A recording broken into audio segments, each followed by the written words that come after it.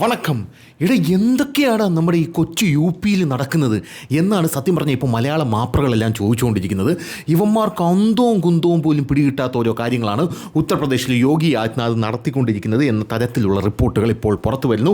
ദേശീയ മാധ്യമങ്ങളൊക്കെ ഈ റിപ്പോർട്ട് അമ്പരപ്പോടുകൂടെയാണ് പുറത്തേക്ക് വിടുന്നത്. അവർ റിപ്പോർട്ട് ചെയ്യുന്നത് തന്നെ ഇതൊക്കെ എങ്ങനെയാണ് ഉത്തർപ്രദേശിൽ നടക്കുന്നത് എന്നുള്ള രീതിയിലാണ്. ഇപ്പോൾ വന്ന് അന്യൻ സിനിമ പോലെയായി ഉത്തർപ്രദേശ് എന്നുള്ളതാണ് പ്രധാനപ്പെട്ട കാര്യം. അതായത് എന്തു പറഞ്ഞാലും വെടിയാണ് യോഗി ആദിത്യനാഥ് എന്ന് പറയാതിരിക്കാൻ യാതൊരുവിധ നിർവാഹമില്ല. നമുക്കറിയാം, യോഗി ആദിത്യനാഥ് ഉത്തർപ്രദേശിൽ കയറിയപ്പോൾ ഉത്തർപ്രദേശിൽ ഗ്യാങ് സർക്കാരായിരുന്നു ഭരിച്ചുകൊണ്ടിരുന്നത്, അല്ലെങ്കിൽ ഗുണ്ടാ രാജായിരുന്നു ഉത്തർപ്രദേശ് ആണ്ടുകൊണ്ടിരുന്നത്. നമുക്കറിയാം, നമ്മൾ ഈ ദുരന്തർ സിനിമയ്ക്കകത്തൊക്കെ കണ്ടിട്ടുണ്ടായിരുന്നു. വിത്ത് തെളിവ് സഹിതമാണ് ദുരന്തർ സിനിമയിൽ അത് കൊണ്ടുവന്നത്. പാകിസ്ഥാൻ കള്ളനോട്ടടിക്കും. ഈ കള്ളനോട്ട് നേപ്പാൾ അതിർത്തി വഴി നേരെ ബീഹാർ വഴി ഉത്തർപ്രദേശിലേക്ക് വരും. ഉത്തർപ്രദേശിനകത്ത് ഈ ഗ്യാങ്ങുകളുണ്ടല്ലോ, ആത്തിക് പോലെയുള്ള ആൾക്കാരുടെ കയ്യിലേക്ക് ഇത് എത്തുകയും ഇവന്മാർ ഇത് രാജ്യം മുഴുവൻ ഡിസ്ട്രിബ്യൂട്ട് ചെയ്യുകയും ചെയ്യും എന്നുള്ളതായിരുന്നു പ്രധാനപ്പെട്ട കാര്യം എന്ന് പറയുന്നത്. ഇതിന് കൃത്യമായ തെളിവുകളും കാര്യങ്ങളും എല്ലാം ഉണ്ട്. ദേശീയ മാധ്യമങ്ങളൊക്കെ ഇത് റിപ്പോർട്ട് ചെയ്തിട്ടുണ്ട്. യവന്മാരുടെ രോമത്തിൽ പോലും തൊടാനായിട്ട് ആർക്കും സാധ്യമല്ലായിരുന്നു. 2014 നരേന്ദ്രമോദി സർക്കാർ കയറിയ ശേഷം ഉത്തർപ്രദേശിൽ BJP ഭരണത്തിൽ വന്നതിന് ശേഷം യോഗി ആദിത്യനാഥിനെ അങ്ങോട്ടേക്ക് അഴിച്ചുവിട്ട്, ആന കരിമ്പും കാട്ടി കയറും പോലെയായിരുന്നു.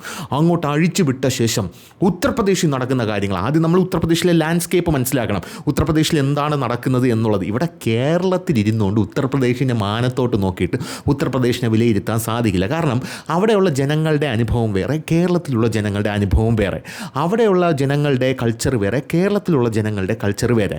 കേരളത്തിൽ മുസ്ലിം ലീഗ് എന്ന് പറയുന്നത് മതേതര പാർട്ടിയാണ്. ഇതേ മുസ്ലിം ലീഗ് ഉത്തർപ്രദേശിൽ ചെല്ലുമ്പോൾ അവിടെയുള്ള ജനങ്ങൾ കൃത്യമായിട്ട് പറയും, മുസ്ലിം ലീഗ് എന്ന് പറയുന്നത് പാകിസ്ഥാൻ പിരിക്കണമെന്ന് പറഞ്ഞ ആ IUML ഇതിൽ മുസ്ലിം ലീഗില്ലേ, ആ ലീഗാണ്. ആ ലീഗിൻ്റെ കുറേ പിരിച്ചുകൊണ്ട് അവർ ഭൂരിഭാഗവും പാകിസ്ഥാന് പിരിച്ചുകൊണ്ട് അങ്ങോട്ടേക്ക് പോയി. കുറച്ച് പേര് ഇവിടെ കേരളത്തിലുണ്ട് എന്ന് കൃത്യമായി ഉത്തർപ്രദേശിലുള്ള ജനങ്ങൾക്കറിയാമെന്നുള്ളതാണ്. എന്തായാലും ഉത്തർപ്രദേശിൽ എന്താണ് നടക്കുന്നത്? ഉത്തർപ്രദേശിൽ കഴിഞ്ഞ 24 മണിക്കൂറിനിടെ അല്ല, കഴിഞ്ഞ 48 മണിക്കൂറിനിടെ ഉത്തർപ്രദേശ് സംസ്ഥാനത്തിൻ്റെ വിവിധ ഭാഗങ്ങളിലായി വമ്പൻ ഓപ്പറേഷനാണ് ഉത്തർപ്രദേശ് സർക്കാരായിട്ടുള്ള യോഗി ആദിത്യനാഥിൻ്റെ കീഴിലുള്ള സർക്കാർ നടത്തുന്നത്. ഈ 48 മണിക്കൂറിനുള്ളിൽ 35 എൻകൗണ്ടറുകളാണ് അവിടെ നടന്നിരിക്കുന്നത്. ഈ 35 എൻകൗണ്ടറിൽ തന്നെ 3 മരണം അവിടെ രേഖപ്പെടുത്തിയിട്ടുണ്ടെന്നുള്ള റിപ്പോർട്ടുകൾ പുറത്തു വരുന്നു. നമുക്കറിയാം, യോഗി ആദിത്യനാഥ് എന്ന് പറഞ്ഞാൽ ഒന്ന് പറഞ്ഞ് രണ്ടിന് വെടിയല്ല, ആദ്യം വെടിവെച്ചിട്ടേ പിന്നെ ചോദിക്കുക പോലും ഉള്ളൂ എന്നുള്ളതാണ്. ഉത്തർപ്രദേശിൽ അത്രയ്ക്ക് വലുതായിരുന്നു ഗുണ്ടാരാജ. അതുകൊണ്ടാണല്ലോ യോഗി വീണ്ടും വന്നത്. കാരണം ഇവിടെ നിന്ന് മലയാള മാധ്യമങ്ങൾ ഉത്തർപ്രദേശിൽ റിപ്പോർട്ട് ചെയ്യാനായിട്ട് സ്വനത്തിൽ കൊണ്ടുപോയി. എന്നിട്ട് അവിടെ ചെന്നിട്ട് അവർ ഇങ്ങോട്ടേക്ക് പറഞ്ഞത് യോഗി വീണ്ടും വരാനുള്ളൊരു സാധ്യതയാണ് കാണുന്നത്. അതിനെന്താണ് കാരണമെന്ന് ചോദിച്ചപ്പോൾ ഇവിടെ ക്രമസമാധാന പരിപാലനം അതെന്ന് പറയുന്നത് മെച്ചപ്പെട്ടിട്ടുണ്ട്, അതാണ് പ്രധാനപ്പെട്ട കാരണമെന്നാണ് അവർ പറയുന്നത്. അതാണ് മെച്ചപ്പെട്ടിട്ടുണ്ട്. മനസ്സിലായില്ലേ? 5 വർഷം കൊണ്ട് നമുക്ക് മെച്ചപ്പെടുത്താനേ സാധിക്കുള്ളൂ. 10 വർഷം കൊണ്ട് നമുക്കൊരു 50% ഓക്കെ ആക്കാൻ സാധിക്കും. ഒരു 20-25 ഒരു 30 വർഷമൊക്കെ കിട്ടിക്കഴിഞ്ഞാൽ നമുക്ക് എന്ത് ചെയ്യാം? എല്ലായിടത്തും അടിച്ചൊതുക്കി ചാക്കി കട്ടി ക്ലീനായിട്ട് ഭരിക്കാനായിട്ട് സാധിക്കും. രാജ്യത്തെ മുന്നോട്ട് കൊണ്ടുപോകാൻ സാധിക്കും, അല്ലെങ്കിൽ ആ സ്റ്റേറ്റിനെ മുന്നോട്ട് കൊണ്ടുപോകാൻ സാധിക്കും എന്നുള്ളതാണ് പ്രധാനപ്പെട്ട കാര്യം. അല്ലാതെ കയറിയ പിറ്റേ ദിവസം തന്നെ അമ്പളിയമ്മാവനെ പിടിച്ചു തരണം എന്ന് പറഞ്ഞാൽ നടക്കുന്ന കേസല്ലല്ലോ. അപ്പോൾ എന്തായിരുന്നാലും നമുക്ക് ഈ സംഭവം എന്താണെന്ന് നോക്കാം. മെയ് 6-നും മെയ് 7-നും ഇടയിൽ ഉത്തർപ്രദേശിൽ 35 ഏറ്റുമുട്ടലുകളാണ് നടന്നത്. ഇതിൽ 3 പേർ കൊല്ലപ്പെടുകയും 35 പേർക്ക് പരിക്കേൽക്കുകയും ചെയ്തുവെന്ന് പോലീസ് രേഖകൾ സൂചിപ്പിക്കുന്നു. ഈ വെടിവെയ്പ്പുകളിലെ മിക്ക സംഭവങ്ങളുടെയും ക്രമം സമാനമാണ്.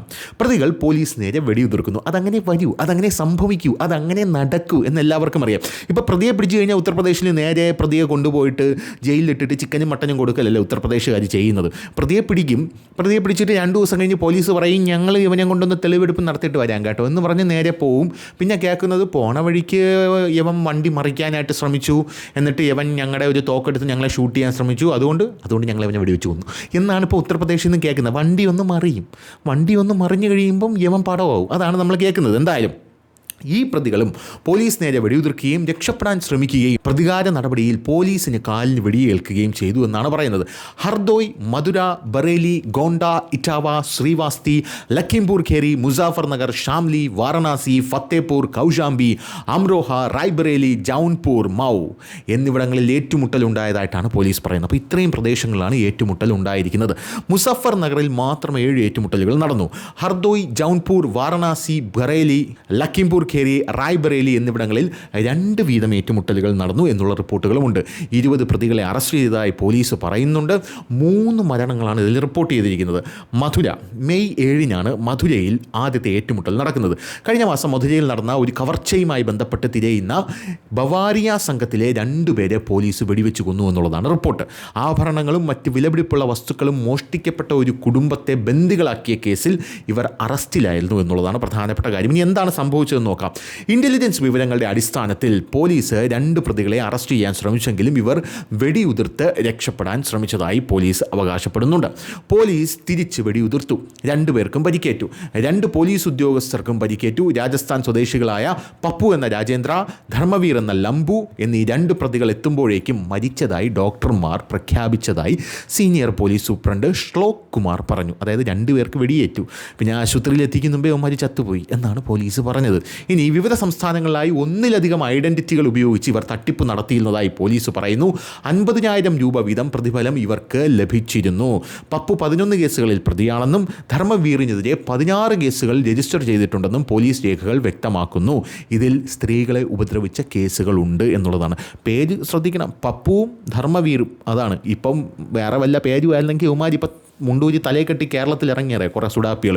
എന്തായാലും രാജ്യത്തിൻ്റെ വിവിധ ഭാഗങ്ങളിൽ നടന്ന കുറ്റകൃത്യങ്ങളിൽ ഇവർ പങ്കാളികളാണെന്ന് കാണിക്കുന്ന വീഡിയോകൾ ലഭിച്ചതായും കൂടുതൽ വിവരങ്ങൾക്കായി അധികാരികളുമായി ഏകോപിപ്പിക്കുന്നുണ്ടെന്നും പോലീസ് പറയുന്നുണ്ട്. ഇനി ഹർദോയിൽ മെയ് 6 അങ്ങോട്ടേക്ക് നിങ്ങളുടെ ശ്രദ്ധ ഞാൻ ക്ഷണിക്കുകയാണ്. കഴിഞ്ഞ ആഴ്ച 7 വയസ്സുള്ള ആൺകുട്ടിയെ തട്ടിക്കൊണ്ടുപോയി ലൈംഗികമായി പീഡിപ്പിച്ച് ശ്വാസം മുട്ടിച്ച് കൊലപ്പെടുത്തിയ കേസിൽ ഇവനെ വെടിവെച്ച് കൊന്നാൽ പോരെ, ഇവൻ്റെ സാമാനം ചെത്തി ഉപ്പിലിട്ടിട്ട് അവനെ ആ തൊലി മൊത്തം ഉരിഞ്ഞ് കാന്താരി മുളക് അരച്ച് തേച്ച് പാലത്തിൻ്റെ താഴെ കെട്ടിത്തൂക്കണം. ഇങ്ങനെ വേണം അവനെ ചെയ്യാൻ. വെടിവെച്ച് കൊന്നതിൽ എനിക്ക് വലിയ രീതിയിലുള്ള വിഷമമുണ്ട്. കാരണം ഒരു ആൺകുട്ടിയെ, അതായത് വെറും 7 വയസ്സുള്ള ഒരു ആൺകുട്ടിയെ തട്ടിക്കൊണ്ടുപോയി ലൈംഗികമായി പീഡിപ്പിച്ച് ആ കുട്ടിയെ ശ്വാസം മുട്ടിച്ചാണ് അവൻ കൊന്നത്. അങ്ങനെ കൊന്ന ഒരാളെ ഹർദോയിൽ പോലീസ് വെടിവെച്ച് കൊന്നു. നല്ല കാര്യം. ഇനി ഈ പ്രതി ആരെന്ന് നോക്കാം. അയൽ ജില്ലയായിട്ടുള്ള കനൌജിൽ നിന്നുള്ള മെനൂർ എന്ന മെഹ്നുദ്ദീനാണ് ഈ പ്രതിയെന്ന് പോലീസ് തിരിച്ചറിഞ്ഞു. യുപിയിലുടനീളം 1 ഡസനോളം ക്രിമിനൽ കേസുകൾ രജിസ്റ്റർ ചെയ്തിട്ടുള്ള ഇയാൾക്കെതിരെ അയൽവാസിയായ ആൾക്കാർ നിരവധി പരാതികൾ കൊടുത്തിട്ടുണ്ട് എന്നുള്ളത് മറ്റൊരു കാര്യം. ആൺപിള്ളേരാണ് ഇവൻ്റെ സ്ഥിരം വേട്ടമൃഗം എന്ന് പറയുന്നത്. ഇങ്ങനെയുള്ളതൊന്നും ഭൂമിക്ക് മുകളിൽ ജീവിച്ചിരിക്കാൻ പാടില്ല. നല്ല കാര്യമാണ്. അന്വേഷണത്തിനിടെ പ്രതിയുടെ പങ്ക് പുറത്തു വന്നതായും അയാൾ ഒളിവിൽ പോയതിനെ തുടർന്ന് അയാളെ അറസ്റ്റ് ചെയ്യുന്നവർക്ക് 50,000 രൂപ പാരിതോഷികം പോലീസ് പ്രഖ്യാപിച്ചതായും ഹാർദോയ് പോലീസ് സൂപ്രണ്ട് അശോക് കുമാർ മീണ പറഞ്ഞു. ഇനി എന്താണ് സംഭവിച്ചതെന്ന് നോക്കാം. ബുധനാഴ്ച രാവിലെ മോട്ടോർ സൈക്കിളിൽ പോകുമ്പോൾ പ്രതിയെ വളഞ്ഞു വെച്ച് പോലീസ് പിടികൂടി. പോലീസ് സംഘത്തെ കണ്ടയുടനെ രക്ഷപ്പെടാൻ ശ്രമിക്കുന്നതിനിടെ അയാൾ വെടിയുതിർത്തു. അതായത് പ്രതി അങ്ങോട്ട് വെടിയുതിർത്തു. പോലീസ് തിരിച്ച് വെടിവെച്ചു. പ്രതിക്ക് വെടിയേറ്റു. ആശുപത്രിയിൽ എത്തിയപ്പോഴേക്കും അയാൾ മരിച്ചു. അവിടെയും സമാനമായിട്ടുള്ള സംഭവം. പോലീസ് രക്ഷിക്കാനാണ് ശ്രമിച്ചത്. ഇയാൾ നമ്മളെ വെടിവെച്ചു, പോലീസിനെ വെടിവെച്ചു, അതുകൊണ്ട് നമ്മൾ തിരിച്ച് വെടിവെച്ചു. എന്നിട്ട് അവനെ എടുത്തുകൊണ്ട് ആശുപത്രി പോയി. അപ്പോഴേക്കും പുലി ചത്തുപോയി. ഒരു പോലീസ് സബ് ഇൻസ്പെക്ടറുടെ കയ്യിലും വെടിയേറ്റു. ഈ 2 സംഭവത്തിലും സമാനമായ 2 കാര്യങ്ങളുണ്ട്. ഇവിടെ പോലീസുകാർക്കും വെടിയേൽക്കുന്നുണ്ട് എന്നുള്ളതാണ്. എന്തായാലും പ്രതികളുടെ കാലിലും വെടിയേറ്റിട്ടുണ്ട്. എന്തായാലും ഫത്തേപൂർ ഇനി മെയ് 7 നടന്ന മറ്റൊരു സംഭവം. വ്യാഴാഴ്ച പുലർച്ചെ ഖാഗ പ്രദേശത്തെ ഇടതൂർന്ന കുറ്റിക്കാടുകളിൽ നടന്ന ഏറ്റുമുട്ടലിൽ കാലിന് വെടിയേറ്റതിനെ തുടർന്ന് 1 ലക്ഷം രൂപ പാരിതോഷികം പ്രഖ്യാപിച്ച ഒരാളെ അറസ്റ്റ് ചെയ്തതായി പോലീസ് പറഞ്ഞു. കൂട്ടബലാത്സംഗം, പിടിച്ചുപറി, IT ആക്ട് പ്രകാരമുള്ള കുറ്റകൃത്യങ്ങൾ എന്നിവയുമായി ബന്ധപ്പെട്ട് പ്രതിയായ ബബ്ലു സിംഗ് റൌർ, നല്ല പേര് ബബ്ലു സിംഗ് റൌർ, ഇയാളെ തിരച്ചിൽ നടത്തി പോലീസ് പിടിച്ചപ്പോഴേക്കും സമാനമായിട്ടുള്ള സാധനം തന്നെയാണ്. ഇയാൾക്കെതിരെ 5 കേസുകൾ രജിസ്റ്റർ ചെയ്തിട്ടുണ്ടെന്ന് പോലീസ് പറയുന്നുണ്ട്. ഇയാളെ തിരച്ചിൽ നടത്തി പിടിച്ച് വലിയ രീതിയിൽ കൈകാര്യം ചെയ്ത് വേണ്ട രീതിയിൽ പറഞ്ഞയച്ചിട്ടുണ്ട്. ഇനി 2 വ്യത്യസ്തമായ ഏറ്റുമുട്ടലുകളായി 4 പ്രതികളെ അറസ്റ്റ് ചെയ്തുകൊണ്ട് നയി മണ്ടിയിൽ മൊബൈൽ ഫോൺ തട്ടിയെടുക്കൽ കേസ് പരിഹരിച്ചതായും പോലീസ് പറഞ്ഞു. ഇവിടെ അതിഭീകരമായിട്ട് മൊബൈൽ ഫോൺ കവർച്ച നടത്തുന്ന ഒരുത്തനാണ്. വേറൊരുത്തൻ എന്ന് പറയുന്നത് 4 പേർ, അതായത് 4 പ്രതികളുണ്ട്. ഈ 4 പ്രതികളെയും അവിടെ കാലിൽ വെടിവെച്ച് പിടിച്ചു എന്നുള്ളതാണ്. അവന്മാരെ ഉയിര് തിരിച്ച് കിട്ടിയല്ലോ, അത് തന്നെ വലിയ ഭാഗ്യം. ഇത് മുസഫർ നഗറിൽ മെയ് 6 നടന്ന ഒരു സംഭവമാണ് ഈ കവർച്ച സംഘത്തെ പിടികൂടിയത് എന്നുള്ളത്. ഇനി അടുത്തൊരു കാര്യം, ആദ്യം 20 വയസ്സ് പ്രായമുള്ള അമർ, പിന്നെ ഗുഡ്ഡു എന്നിവരെ പിടികൂടി. കുറ്റകൃത്യത്തിന് ഉപയോഗിച്ചതായി പറയപ്പെടുന്ന മോട്ടോർ സൈക്കിളും ആയുധങ്ങളും ഇവരിൽ നിന്ന് കണ്ടെടുത്തതായി ഉദ്യോഗസ്ഥർ പറഞ്ഞു. പിന്നീട് അതേ പ്രദേശത്ത് നിന്ന് 20 വയസ്സ് പ്രായമുള്ള അഭിഷേക്, സാഗർ എന്നീ 2 പ്രതികളെ കൂടി പോലീസ് അറസ്റ്റ് ചെയ്തു. അറസ്റ്റ് ചെയ്യുമ്പോൾ തന്നെ യവന്മാരുടെ കാലിൽ പോലീസ് വെടിവെച്ച് യവന്മാരെ തളർത്തിയിട്ടു. മെയ് 5 മുസഫർ നഗറിൽ നടന്ന മറ്റൊരു സംഭവം. ഒരു മോഷണ കേസിൽ പഞ്ചാബ് പോലീസ് തിരയുന്ന മുസഫർ നഗർ നിവാസിയായിട്ടുള്ള സൽമാൻ എന്ന ഷെഹ്സാദ്, 22 വയസ്സേ ഉള്ളൂ, നെയ്മണ്ടിയിൽ വെച്ച് വെടിവെപ്പിൽ കാലിന് പരിക്കേറ്റതിനെ തുടർന്ന് അറസ്റ്റിലായി. 2017 22 ഇടയിൽ മുസാഫർ നഗറിൽ 4 ക്രിമിനൽ കേസുകൾ സൽമാൻ നേരിടുന്നതായി പോലീസ് രേഖകൾ വ്യക്തമാക്കുന്നു. കവർച്ചക്കേസിൽ 20,000 രൂപ പ്രതിഫലം പ്രഖ്യാപിച്ചിരുന്ന സഹാറൻപൂർ നിവാസിയായ ശിവം എന്ന മോട്ട, അവൻ 28 വയസ്സ്, കോട്ട്വാലിയിൽ പോലീസ് അവനെയും അറസ്റ്റ് ചെയ്തു. അയാളുടെ കാലിൽ വെടിയേറ്റതായും മോഷ്ടിച്ച ആഭരണങ്ങൾ ഉദ്യോഗസ്ഥർ കണ്ടെടുത്തതായും പോലീസ് പറയുന്നുണ്ട്. ബുധാനിയിൽ ഒരു കവർച്ച കേസിൽ 20,000 രൂപ പ്രതിഫലം വാഗ്ദാനം ചെയ്തിരുന്ന ഷാറൂഖ് പട്ടാൻ, അവൻ 27 വയസ്സ്, പോലീസ് വെടിവെച്ച് കൊന്നു. കാലിൽ വെടികൊണ്ട് പരിക്കേറ്റു, പിന്നെ അവനെ വെടിവെച്ച് കൊന്നു കളഞ്ഞു. കൊലപാതക ശ്രമം ഉൾപ്പെടെ 9 ക്രിമിനൽ കേസുകളുള്ള പത്താൻ നഗരം വിട്ട് രക്ഷപ്പെടാൻ ശ്രമിക്കുകയായിരുന്നുവെന്ന് പോലീസ് പറഞ്ഞു. നീ നഗരം വിട്ട് രക്ഷപ്പെടേണ്ട, നീ ലോകം വിട്ടേ പൊക്കോ എന്നാണ് പോലീസ് അവനോട് പറഞ്ഞത്. ഇനി മൻസൂർപൂരിൽ ഐഫോൺ തട്ടിപ്പ് കേസ് 6 മണിക്കൂറിനുള്ളിൽ പരിഹരിച്ചതായി പോലീസ് പറഞ്ഞു. 3 പ്രതികളെ കണ്ടെത്തി തടയാൻ ശ്രമിച്ചതായി ഉദ്യോഗസ്ഥർ പറഞ്ഞു. എന്നാൽ പ്രതി വെടിയുതിർത്ത് മോട്ടോർ സൈക്കിളിൽ രക്ഷപ്പെടാൻ ശ്രമിച്ചതായി ആരോപിക്കപ്പെടുന്നു. പോലീസ് തിരിച്ചടിച്ച് ഷങ്കി മനീഷ് എന്നീ 2 പ്രതികളെ അറസ്റ്റ് ചെയ്തു. ആദ്യ പ്രതിയുടെ കാലിന് പരിക്കേറ്റു, 3-ാമത്തെ പ്രതി രക്ഷപ്പെട്ടുവെന്നും പോലീസ് പറയുന്നു. അറസ്റ്റിലായ 2 പേരിൽ 2 ക്രിമിനൽ കേസുകൾ ഉണ്ടെന്നും പോലീസ് പറയുന്നു. ഒരു മോഷണ കേസിൽ പഞ്ചാബ് പോലീസ് തിരയുന്ന മറ്റൊരു മുസാഫർ നഗർ നിവാസിയായ ഖുഷ്ന സീബ് എന്ന കൊടും കുറ്റവാളിയെയും പോലീസ് അറസ്റ്റ് ചെയ്തു. ഒരു ഏറ്റുമുട്ടലിൽ കാലിൽ വെടിയേറ്റ് ഇയാൾ മരണപ്പെടുകയായിരുന്നു. ഖുഷ്നയ്ക്കെതിരെ 8 ക്രിമിനൽ കേസുകൾ രജിസ്റ്റർ ചെയ്തിട്ടുണ്ടെന്ന് അധികൃതർ പറയുന്നുണ്ട്. കഴിഞ്ഞ 40 മണിക്കൂറിനുള്ളിൽ 10 ഏറ്റുമുട്ടലുകൾ നടന്നതായും വെടിയേറ്റ 10 പ്രതികളെ അറസ്റ്റ് ചെയ്തതായും മുസാഫർ നഗർ പോലീസ് സൂപ്രണ്ട് സഞ്ജയ് വർമ്മ പറഞ്ഞു. കോമ്പിംഗ് ഓപ്പറേഷനുകളിൽ 6 പ്രതികളെ കൂടി അറസ്റ്റ് ചെയ്തു. കഴിഞ്ഞ 40 മണിക്കൂറിനുള്ളിൽ ആകെ 16 പ്രതികളെ അറസ്റ്റ് ചെയ്തു എന്നും അദ്ദേഹം പറയുന്നുണ്ട്. കുറ്റകൃത്യങ്ങളോടും കുറ്റവാളികളോടും സർക്കാർ ഒരു വിട്ടുവീഴ്ചയുമില്ല എന്ന നയമാണെന്ന് ഇയാൾ വ്യക്തമാക്കിയിട്ടുണ്ട്. മുസാഫർ നഗർ പോലീസ് സൂപ്രണ്ട് സഞ്ജയ് വർമ്മ പറഞ്ഞു, വാണ്ടഡ് കുറ്റവാളികളെക്കുറിച്ചുള്ള പ്രത്യേക വിവരങ്ങളുടെ അടിസ്ഥാനത്തിലാണ് പോലീസ് നടപടി സ്വീകരിച്ചത്. കുറഞ്ഞ ബലപ്രയോഗം ഉപയോഗിച്ച് സംശയിക്കുന്നവരെ അറസ്റ്റ് ചെയ്യുക എന്നതാണ് പോലീസിൻ്റെ ആദ്യ ശ്രമമെന്ന് അദ്ദേഹം പറഞ്ഞു.